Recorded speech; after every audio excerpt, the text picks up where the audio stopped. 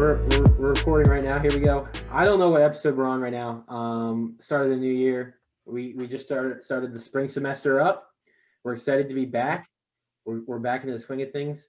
Today I'm joined by Dr. Jayne Thompson, who is an English professor here at Widener University.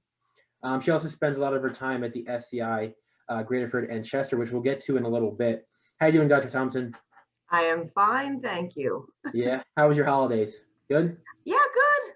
Yeah, as good as could be expected. You know, it's a little not as exciting as usual, but it was still good. Awesome. That's good to hear. All right. So, Dr. Thompson, I kind of want to hop right into this because, I mean, you can call me Jayne. Yeah. Okay, sure? Okay. Okay, Jayne. Because I definitely want to spend a lot of time at the SCI, Chester, and Greater stuff, but I think it's probably important to start with a little bit of like background. So for people that don't know you, so where did you like grow up and like where did you grow up and like what's your background? Yeah, so I grew up in Greensboro, North Carolina. Ooh. And it's famous for a couple things like the sit-ins, and famous also, unfortunately, or infamous for the when the Klan opened fire on the Communist Workers' Party. Wow. But it's a kind of all tied into what I do. Let's see, what was I then? I guess I was 13 when that happened. And of course, I didn't really understand what was going on then. But since then, I've done a lot of research on it and a lot of thinking about it. And the very interesting thing about it is that it's the first time that someone has done a Truth and Reconciliation Commission in the United States was in Greensboro. Now, what does that mean? Truth and reconciliation? Like, what does that mean? I don't know if you remember, but well, yeah, you wouldn't have been alive, but maybe you learned about South Africa's Truth and Reconciliation Commission at the end of apartheid. Oh, I'm going to be honest. I don't. Maybe I have been. Maybe I have learned it. Yeah, but that's okay. Let me tell you, you already had me for class, so I'm not going to treat you like it's a class. So that's all I need is bit. And please take out a pencil. No, just kidding. But a Truth and Reconciliation Commission, it's a way of bringing the parties together when such heinous things have happened, and a way of getting people to talk without fear of prosecution. And it happened in South Africa and then in the United States with the Truth and Reconciliation Commission that happened in Greensboro, because the Klan came to my hometown and opened fire on people who were protesting. And there were children there. They were unarmed except for one man who happened to have a pistol on him. And it was just absolutely horrible. And afterwards, no one went to prison for it. And people felt like, oh my gosh, so you can just kind of come in and the Klan can kind of do whatever they want and nothing has changed over time. And there was a lot of pain because 5 people died and a lot of people were very, very injured, psychologically, physically, you name it. And just trust was destroyed in the city. And the police didn't show up when people expected them to. So there was a lot of talk about whether or not, the police were in on this or were told not to come. And so they brought everybody into the same space. And people were encouraged to just simply tell the truth and to give people answers. Because as you know, after taking restorative justice with me, that's one of the biggest things that needs to happen is people need answers. Right. So long story short, yeah, I grew up in Greensboro, North Carolina, but it's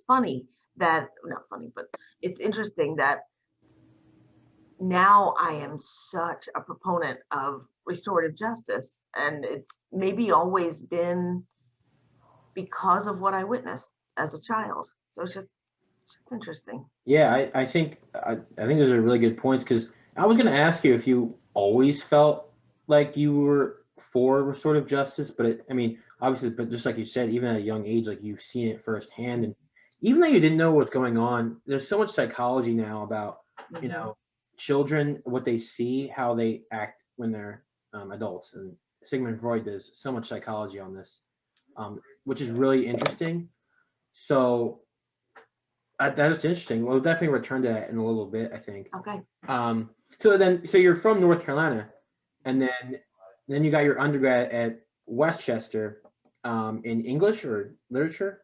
Yeah. Yep. Literature was Yeah, my and first. then Yeah. so how did you end up at Westchester? Like, did you move? Like, Yeah. It's kind of funny, but I had started school at the University of North Carolina at Greensboro. And then I guess I'm a mommy's girl. My mom moved away and I just missed her so much. I thought, I think I'm going to go to school where she is. And she had moved back. She was from West Philadelphia originally. And she moved back up into like the Delaware County area. And I've been here, well, I'm in Delaware now, but I've been, kind of ever since I've been in the area. And, but I liked Westchester a lot. And I certainly learned an awful lot there and started to just love the area and went back there for my first master's. yeah, what was it about literature that you like so much? Like, why pursue that as a career? That's a really good question because for 2.5 years I was a bio major. Oh, I never knew about this. Yeah, yeah. Can you imagine now that you've known me all this time? Can you imagine me in a lab? Be a disaster. Yeah. Be like, I'm not sure where I put that. Oh, hold on. Yeah. So I'm much more interested in how people feel and what they're thinking and what they believe. And yeah, and I hated the lab. And finally, an assistant to one of my professors came up and said, okay, you do great on the book stuff. You can spout that off like crazy, but you look so uncomfortable in the lab. And I'm wondering if you have any idea where you'll work for the rest of your life.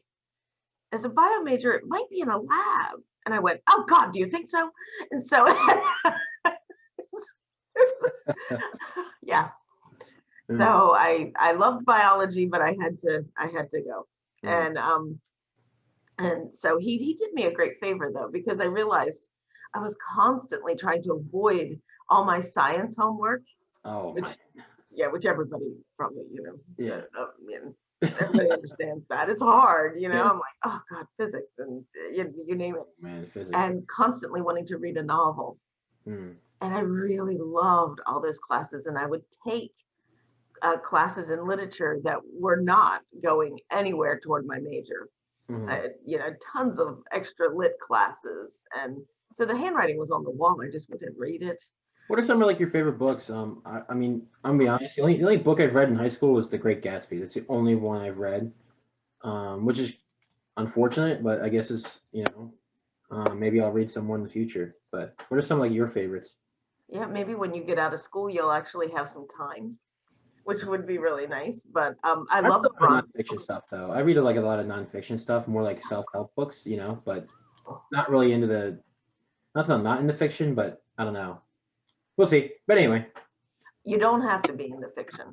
There's tons of nonfiction out there that's just absolutely fabulous. I love nonfiction too.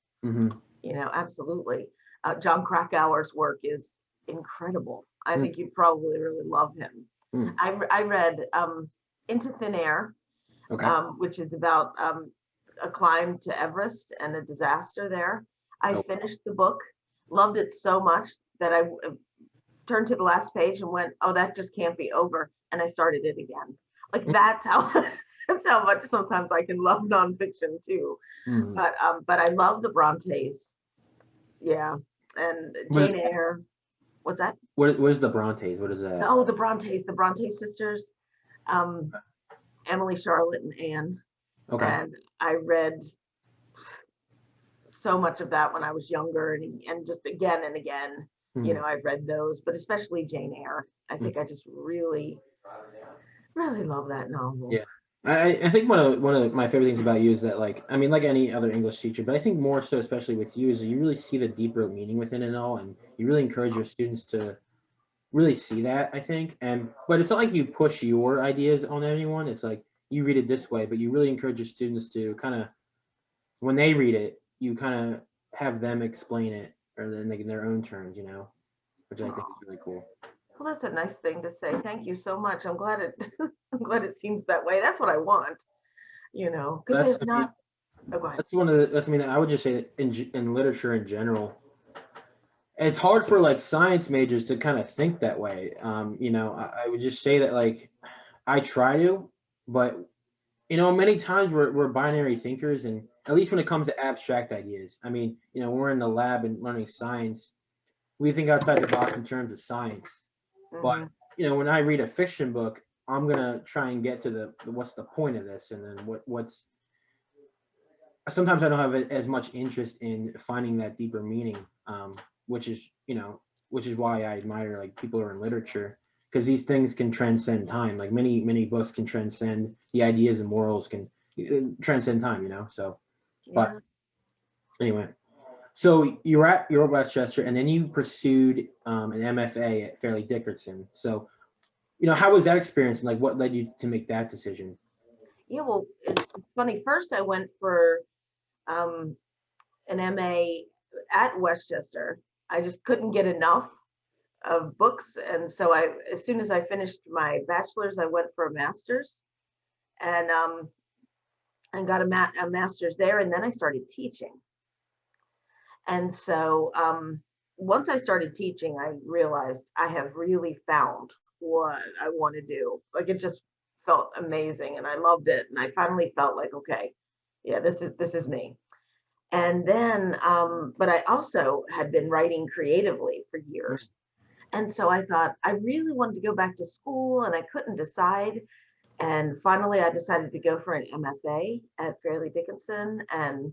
Um, and one of the big draws, they would love me saying this, God, but I got to go to school in England to Wow. do it. Yeah. And I went, okay, well, yeah, I'll do that one. Yeah. I just fell Yeah. in love with Roxton Abbey, and it was absolutely an amazing experience to How go was there. How was England? Like, where did you go? Were you in London?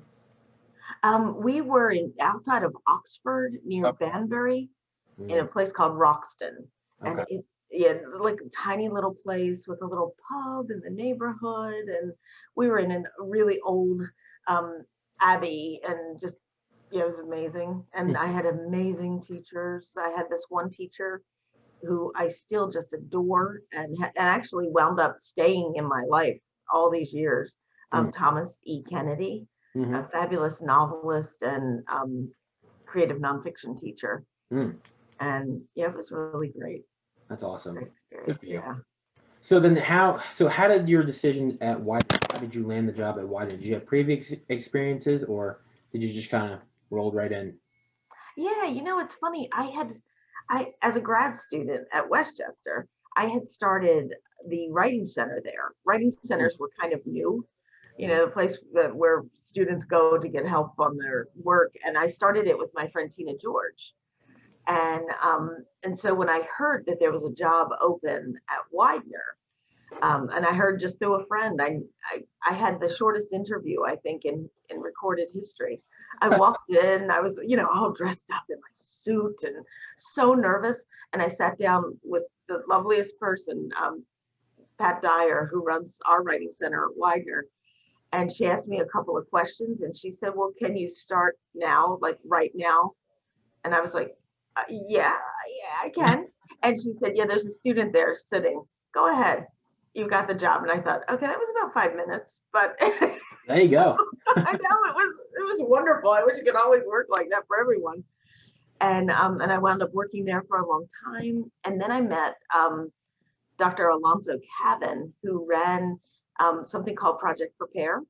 And it was a summer program that for students who were economically, that college was going to be really challenging for them, economically speaking, which who isn't it for, but extra challenging.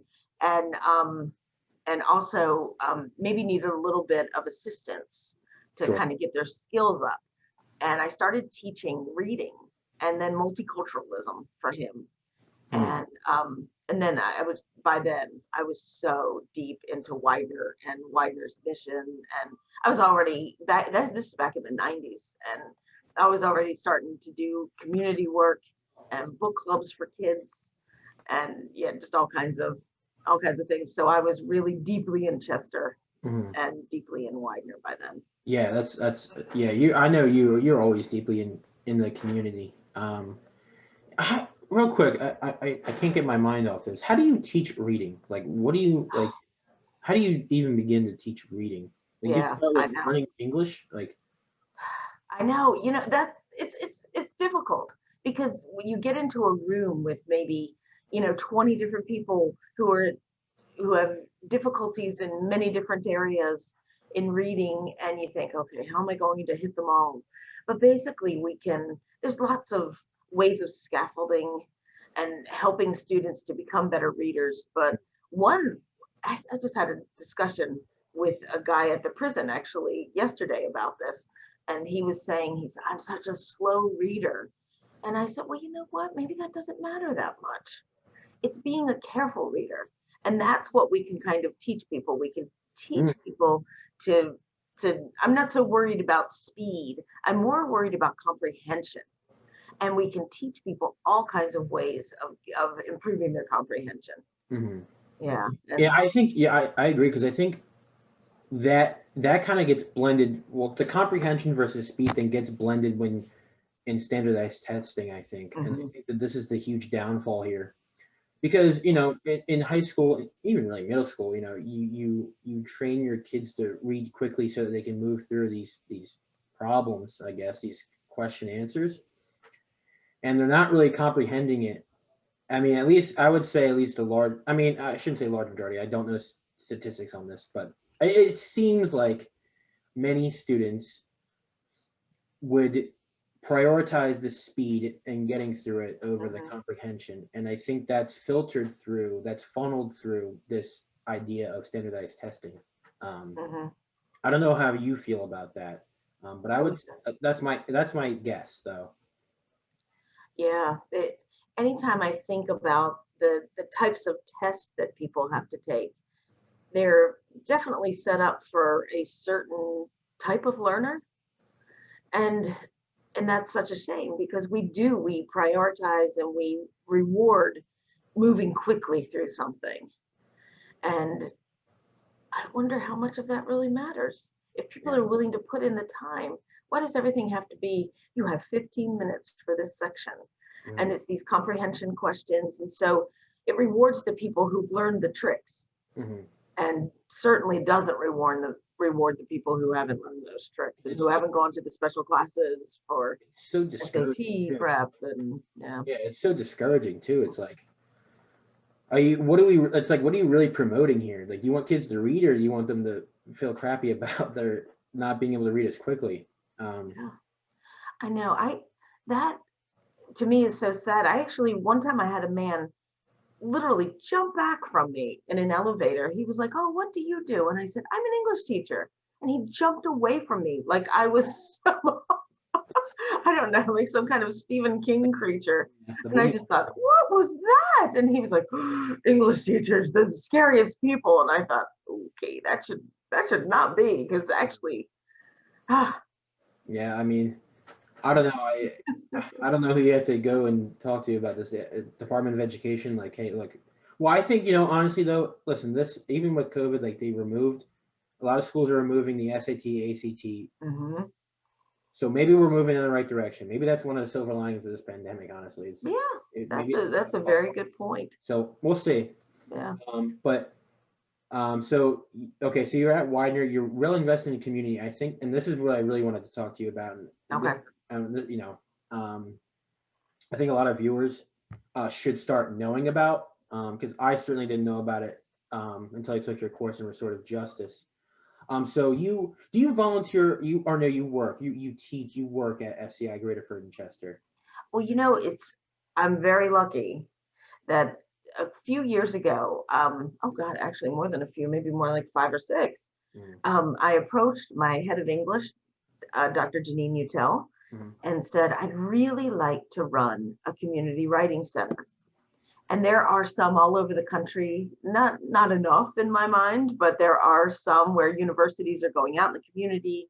And also independent people are running community writing centers where anybody can go and talk about reading, and get some help on projects and That's excellent. things Yeah. like that. And she made it so that I would get a course release. So instead of teaching 4, I would teach 3. Mm, And I could run this community writing center.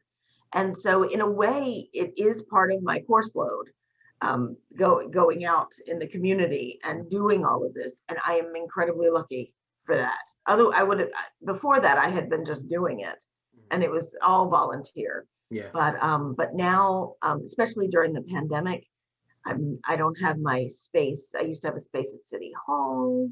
That all got closed down, but again, silver lining, my relationship with the prison has really blossomed in beautiful ways, in that now the principal at S.C.I. Chester is amazing, just an amazing person. And she's allowing us to continue the classes that I had been teaching in person.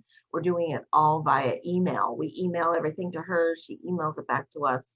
And it's been really going very nicely. Yeah, that's awesome. So for those who don't know, so S.C.I. Graterford is, well, S.C.I. stands for, I'm sorry? Sorry, I'm at Chester right now. Yeah. Okay. Well, yeah, I know, but you have been at Graterford before, right? Yeah, I'd been a Greater. That was all volunteer. Okay. Actually, that was, Yeah, so SEI stands for a state correctional institution. Graterford was a juvenile, basically. I mean, it's basically a prison, I guess. Is that correct, or am I overstepping? Graterford is actually, it is a prison. It's a maximum security for adults. Wow. Okay. And it houses, unfortunately, our death row, but it's now called Phoenix. Graterford, the building is still there. It's interesting. It was built, I think, in 1929, with a lot of the work being done by incarcerated people at Eastern State Penitentiary, which is in Philadelphia. Yeah. And now Graterford, what's that? So we all know how that one went. Yeah. Oh God. State. And now it's moved down the hill and it's called Phoenix. But I was at Graterford when I was teaching there. And then you're currently at Chester, which is a medium security, right? That's right. Yeah. Okay. So I guess we should begin with this. For people that don't know, what is like restorative justice? Because I guess you do restorative justice, but you also teach English. So they kind of go, they're not really hand in hand, but they're kind of in the same like realm of like restorative. I guess you could say English is underneath that restorative justice umbrella, I guess. But I don't know if you want to go ahead and kind of explain that. That's such an interesting way of looking at it, that it's kind of, that they are related. I always say that so much of my life, what I love about it is that there's so many intersections. And I think that restorative justice and English there is some kind of lovely intersection where I've kind of found what I want to do, because restorative justice is about listening. And it's about people telling their story, people opening up and speaking to one another. And so in that way, it probably does kind of intersect really beautifully, because it is about narrative, it's about story. But it's a different way of looking at the justice system. We tend to look at the justice system as, okay, this person has done this. What does he or she deserve? What kind of punishment does this person deserve? Instead of looking at other questions like, because where did you hear me talk about the victim in that? You probably didn't, because I didn't. Restorative justice instead says, okay, harm has been done. What is the harm? Who caused the harm? Who was harmed? And really places an emphasis on the victim and co-victims, because so many people are hurt whenever there's, a crime has been done. Often there's these ripple effects, and restorative justice really looks at that and listens to that and pays attention to that. And that's what I think I really like about it. But it also doesn't just throw the offender, which I still hate that word, but the offender away and says, okay, just lock the door, who cares? Instead it says, no, this person has value, and there's maybe something that this person can still, there's a way that this person can still belong to the community. Right. And so instead of kind of pushing people out, it allows for people to stay as part of the community. And I think your thought process for that, I mean, that must have started when you were younger, back in Greenberg, right? I mean, that's kind of like where these ideas probably transpired, right? That Mhm. truth and reconciliation stuff. I'm gonna be honest. I mean, and I've told you this before. Like, I was one of the people that was kind of, I shouldn't say against, but I was very skeptical of how this was gonna work. Mhm. I used to believe, people like, that do really tough crimes, like we're talking like sexual assault and like that kind of stuff. Mm. I used to believe that, listen, throw them in a hole and just, and lock the door and throw away the key or something like that. But you and Don really changed my perspective on it, because you're right. I think, and many times you're right. Anyways, many times you're right. There I'm are some glad you're failures. recording this. Yeah, Yeah. I'm sure there are some failures, but there's a lot of success stories because we do forget about the victims. And I think you put it perfectly. Like, there's a ripple effect, like especially with sexual assault. Like, there's, starts with one, but it ripples into the family and close friends, and then it can go downhill. Um, so that's really eye opening. And then and then the biggest thing I would say is, it's a moral question: does everyone deserve second chances? And I believe that. And if you're just going to throw your prisoners in a cell and they're just going to sit there, how does that make them better for when they return to society? And I don't know if you want to just like comment on that or anything like that, but that's just how I feel. Yeah. It doesn't make them better for when they return at all. You're so right. I, in fact, there are, I not believe me, I stopped doing the sciencey stuff a while ago, but there have been studies and brain studies of what being in solitary confinement does to a human being. Yeah, the psyche. Yeah. And, the amygdala can actually grow in age as we age, instead of, you think of, and which is responsible for empathy, Mm. and that we can grow our ability to empathize. Most of us, not everyone, but most of us can grow in that ability. But the way to make sure that we don't grow in that is to lock people away alone. Mm. And I, I'm so against solitary confinement. I Mm. don't know how people can survive in Mm. that kind of situation. I know a lot of people who have been in it Mm. and have talked about that it's a full on process coming out of solitary and even just being able to live inside the prison again, Mm. but also outside in the public. Mm. Yeah. So let me ask you this: you're not the type of person to be going down the street yelling restorative justice and like that kind of stuff, but you do have an impact on people that don't know anything about it. And I think that's seen in literally all of your classes. Why should people like care about restorative justice? People like that don't know anything about it. Why should we like care? Yeah.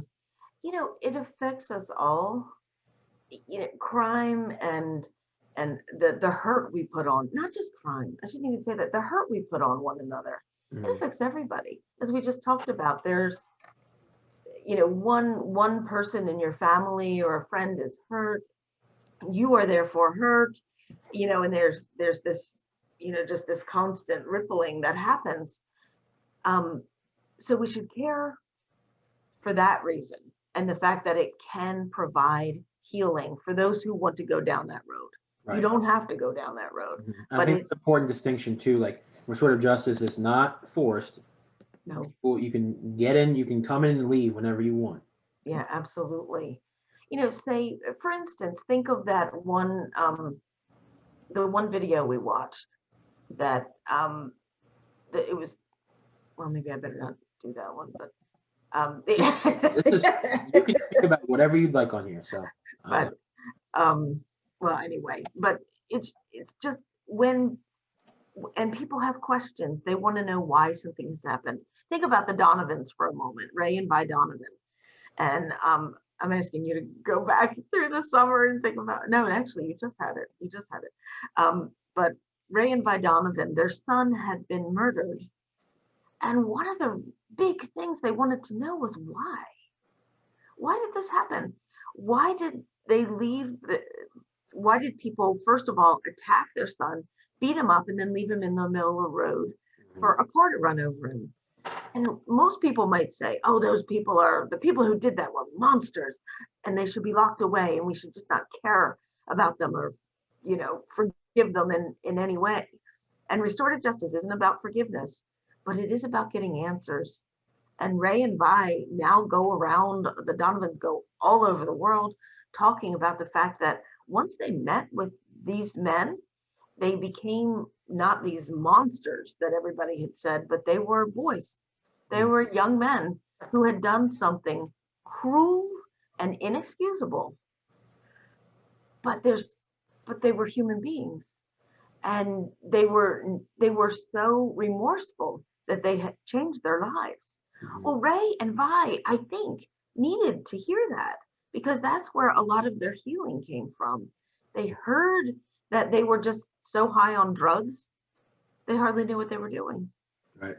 And that's, yeah. The actions of almost spontaneous actions can just, I mean, transcend lives. Like literally, like we're talking like night and day, moments, instance, changing lives forever. And like we said, like many people aren't ready for that, that face yet. But when they are, they get their answers, and it truly helps them. But so, I mean, it's really powerful stuff. I mean, honestly, like if you, people should just look this up. I mean, honestly, like, it's really powerful. Let me ask you this: are you, if you're okay with this? Oh yeah. I want to ask you like your personal success stories. Like who, because people are going to ask, well, we need some data on this. We need to see it, like this work. What's a story that like sticks to you that you've personally helped someone? Maybe they're in a really dark place. Whether it was the victim or the offender. I know you really like this word, but what's something that like sticks to you that you've seen personally firsthand that this works? Yeah. The first story that just popped in my head, because I was just talking about my teacher, Tom Kennedy, and it's just reminded me of this. When I was teaching at Graterford, and I had, maybe like 18 men or something sitting around every week and writing their work. The class lasted for 3 years. And sometimes I wondered, gosh, am I doing anything? Is anything changing? Is, anything happening? And we wound up, I wound up talking to my former teacher, Tom Kennedy, about it. And I told him, I said, what is so amazing is they have all these wonderful pieces that they've written, and they want to put together a book for young people to try to get kids to consider their choices. Because, a lot of people are in prison for going along on the ride when something bad happened. Right. They never actually pulled a trigger on anyone, but somebody they were with did. And I knew I had started to, know all these people who had these, interesting stories, which, by the way, I never look up anybody. Like, I'm not going to Google you. I don't Google any of my students, including the incarcerated ones. It's only if they decide to share things with me that I actually know. So for most of them, I actually have no idea what they're in for. Right. But a number of them, some of them do wind up telling me, and I think, oh my gosh, this is so hard. But I had this one man, James, and he's an older man, absolutely incredibly intelligent. But he wrote a piece about feeling stupid his whole life, and being told as a child that, he was never going to amount to anything, and, all these really sad things. And then we came out with a book, the guys and I did wind up coming out with a book. It's called Letters to My Younger Self, and it's an anthology and workbook. Real quick, can I get that book? Can I include that? Is it get to? Oh yeah, sure. Okay, I can include that in like the link to the YouTube channel. People can go ahead and read it. Oh, that would be wonderful. Yeah. Because for every book that is purchased, the money goes to the publisher, who then sends me copies for free, and I go with it to juvenile detention centers and share it with kids. So yeah, so it's like nobody makes any profit off that book. It would be wrong. It would be incredibly wrong for anybody to make profit off of it. So, but anyway. Okay, good. Okay. When the book came out, I wound up going on the radio, and I was talking to, I was on NPR with Marty Muscawayne, who is amazing on Radio Times. Oh my God. Oh my God. I was so starstruck. It's like, I was like, oh, it's like Elvis or something. I was like, this is Marty Muscawayne. She kept looking at me like, are you going to be a really bad interview? Because you can't actually speak. And I thought, no, I'll get over it in a minute. I'll have to pretend you're somebody else. But anyway, but after that, I was invited to a lifers banquet at the prison, and James was there. And he said to me, he said, I have to tell you something. I felt something shift inside me when I heard my own voice on the radio, because I played some of their, played them reading their own work so that I wouldn't be reading it. I wanted their own voices to do it. And the prison was really nice in allowing me to make those recordings. And he said, I heard myself, and now I know who I am. And I thought, oh my God, my life is complete. Like, isn't that what we want? Isn't that why we're in this thing called life anyway, is to figure out who we are, but to also help others along the way. If there's some way we can share something with them, we owe them that as a fellow human being, I believe. Yeah, one of my rules is, you know, build the foundation for yourself. Once you can take on the responsibility of yourself, then you have a civic engagement to take on the responsibility of your neighbors and your friends. You know, take care of yourself, take care of your family. If you can take all that responsibility, then you have a job to take on the responsibility of a community and your friends. Yeah, it's true. That's a beautiful way to think. That's why we get along. Yeah, absolutely. Absolutely.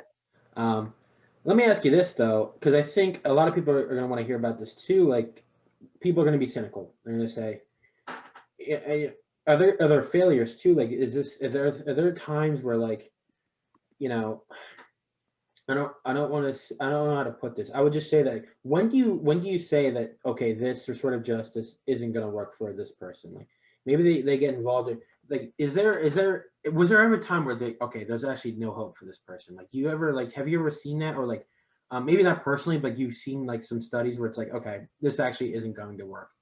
Yeah. A good friend of mine, Brenda Wolfer, has done restorative justice like all over, and she's done it for years. And she told me a story of a man who had no remorse for what he'd done. He was kind of glad that he had committed, and it was particularly heinous murder.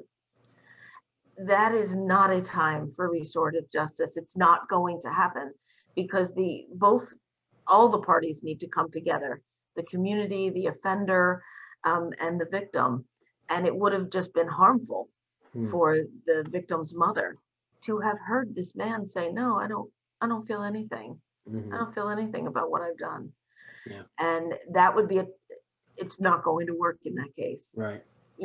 Those are, I mean, we're talking like complete sociopaths. Like, I mean, there are literally people in this world that have no remorse. They just don't have it conditioned in their brain.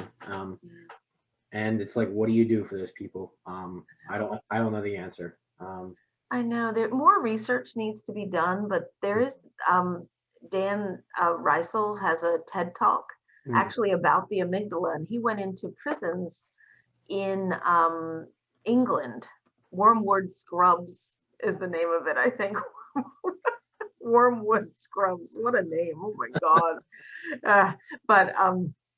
And he went in and he talked to psychopaths, people who had been determined to be psychopaths, and he looked at their brains and talked to them too, but looked to see if the amygdala can grow, if they can change, if they can become more empathetic people. And he believes the answer is yes, but it is not ever the answer to just segregate them from the population, because then it's nothing good is going to happen, and they're going to become more harmful. But yeah, there are some of those cases. my friend, I work a lot with the poet and academic. She teaches at the University of Rostock in Rostock, Germany, Dr. Andrea Zitlau. And she does a lot of work in prisons as well. And she has told me stories that, you know, there are some times where it does seem that somebody should never actually be released from prison. And I have, here's the thing though, in my entire time, and I have met hundreds and hundreds of incarcerated people at this point, there's only one guy that I actually really ever kind of thought, oh, maybe this is an appropriate spot for him, because he basically admitted he would go back to his old life the minute he got out. And his old life was harming people. And I thought, okay, well then you should never go. And it actually, you know, it's kind of interesting. He at least had enough self-awareness to realize, yeah, I probably shouldn't go, because I'd go right back. That right there, what you just said, that is bizarre. To have such a self-awareness that you can't behave. I shouldn't say right in society, but like you would harm other. I guess a better way to put it is you can't behave yourself enough to not harm other people, and to be self-aware of that. That is, I mean, that's a punishment in itself. Like, yeah. God, But honestly, that is one person. The rest, I mean, and I'm, of course, I only see a certain segment of the population, by the way. Right. I only see the people who sign up for classes, you know, which is already a very self-selecting group of people, people with enough self-confidence to say, yeah, I'll take a class with a college professor. You know, now we're giving credit for those classes at in Chester. And so, yeah, it takes a little bit of self-confidence.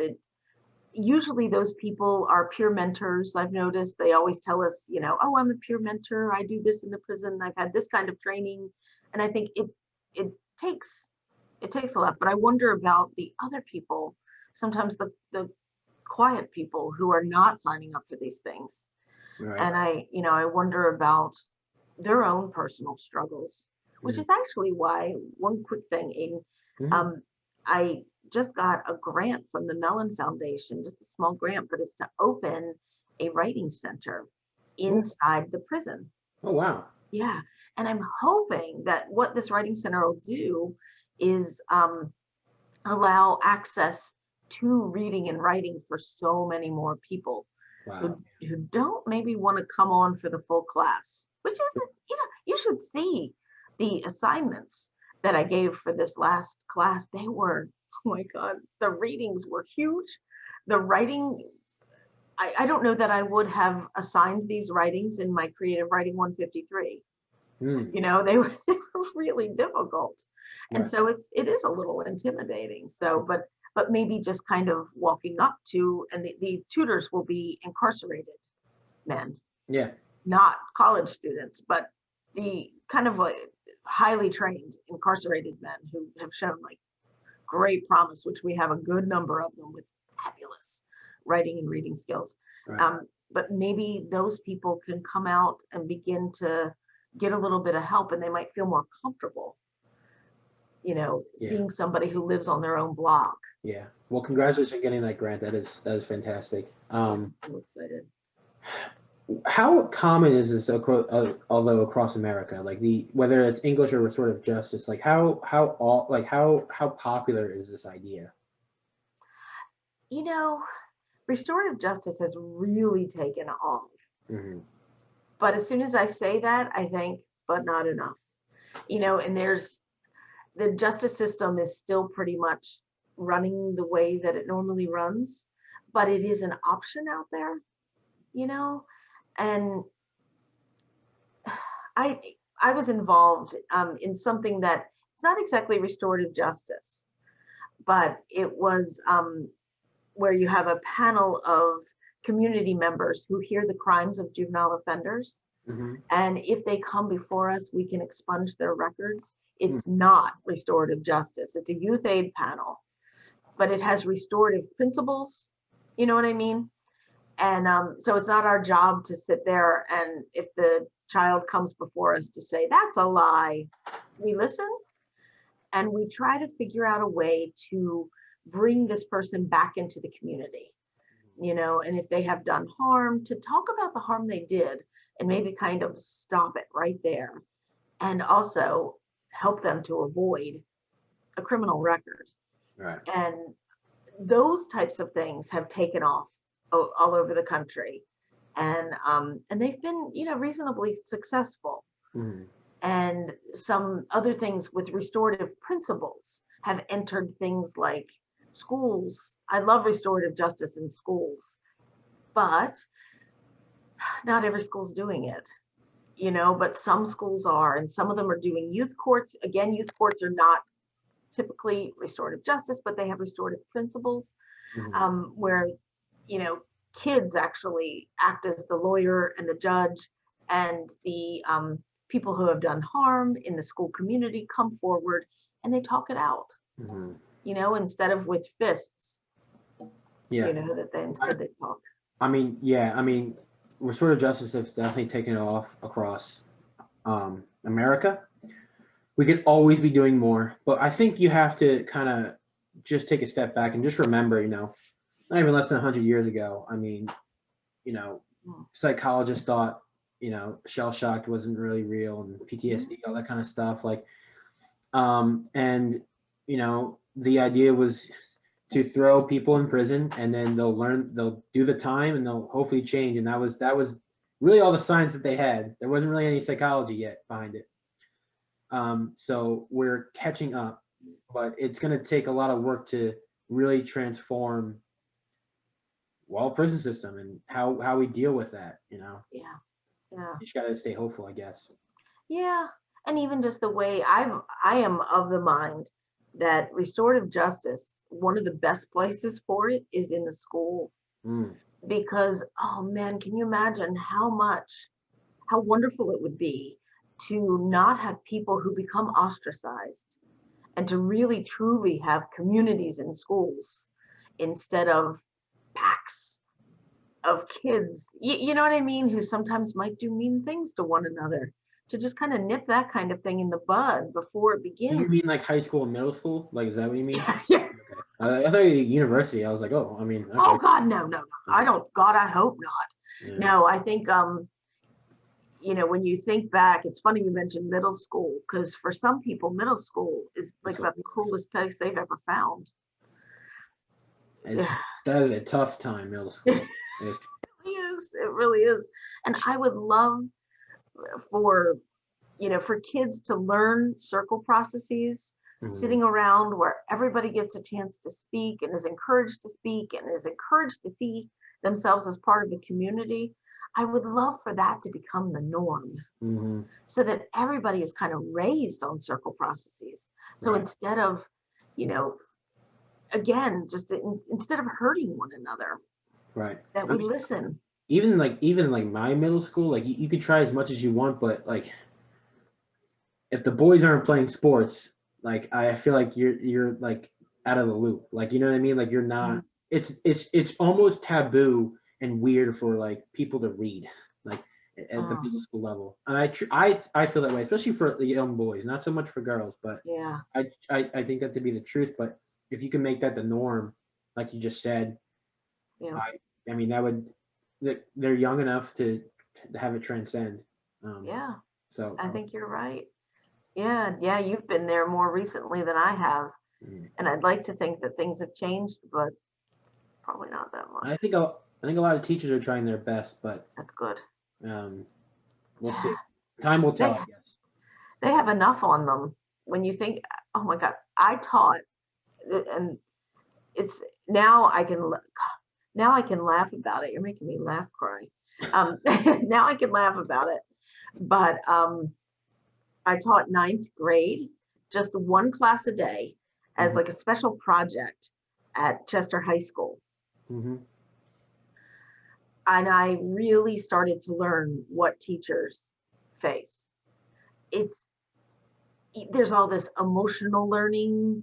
There's the stuff there's the curriculum. Heaven forbid the curriculum. Oh my God, there were some days it took me 15 minutes to fix all the angsty stuff so that we could actually sit down to start talking about the curriculum. Right. And the kids were fabulous. You know, it wasn't the fault of the kids. It was just being that age. And there was kind of no other place for them to go to vent. You know, and I used to have kids who would come and visit my class and try to break into the class.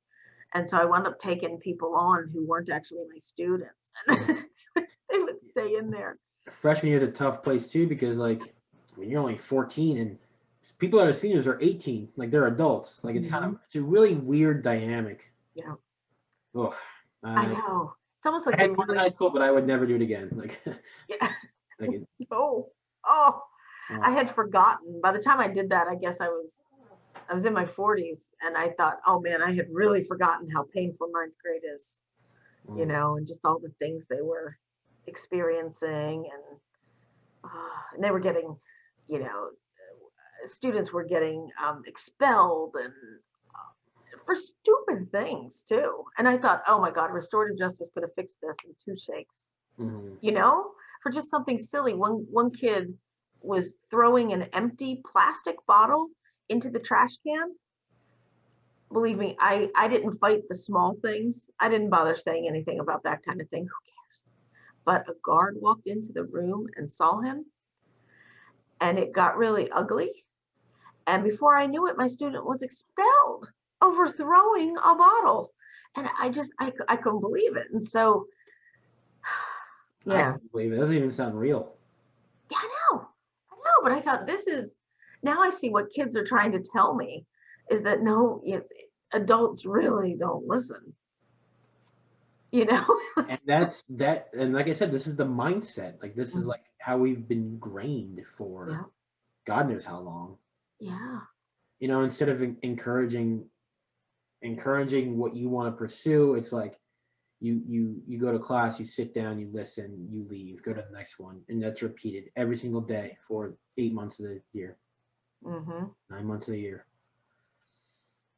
Well, it's what we're dealing with right now. I know, and we kind of forget about the human aspect. Yeah, and my hat is off to teachers after that, because it was one of the toughest years of my life. And I honestly thought I was going to have to quit at one point. I went, no, quit. I'm going to do this, you know. But I did things I thought I'd never do in a classroom. Like one time I threatened to throw myself out the window if they wouldn't sit down. You get like, I shouldn't admit that. I mean, who is teaching these children? You got to be kidding. But they wouldn't sit down, and I was just, no. Throw myself out the window. Yeah, it was pretty dramatic. I were daring you to, honestly. Well, then they started saying, well, go ahead. And I was like, oh, but then they sat down and everything was okay. But oh my God. Oh, crazy times. Yeah. Anyway, Jayne, I want to thank you so much for coming on the podcast. It was great seeing you, great talking to you and more in depth about restorative justice. We're going to get that letters to my younger self. I'll put it on the link. People, like we said, all the proceeds basically go back to the publisher who buys free books, who then buy it for people in the juvenile system. So there's no profits to this. Again, thank you so much. This was episode 18 maybe. I don't know. Wow. Yeah. You're really doing something great. Like, you really are. You know, this started as just me just learning, just talking to professors. Honestly, that's really what it started as, and I guess it's picking up. I don't know. Yeah, I love this idea, and it was wonderful to get to spend time with you, because I don't have you in class anymore. So this was a treat. So anyway, guys, if you like this stuff, make sure like and subscribe and send to your friends, and then we'll maybe Dr. Thompson, Jayne. I'll talk to you soon, and maybe we'll have you on again. We'll see. That would be lovely. Thank you. Everyone. All right, everyone. We'll see you. Then you're left in the dust, unless I stuck by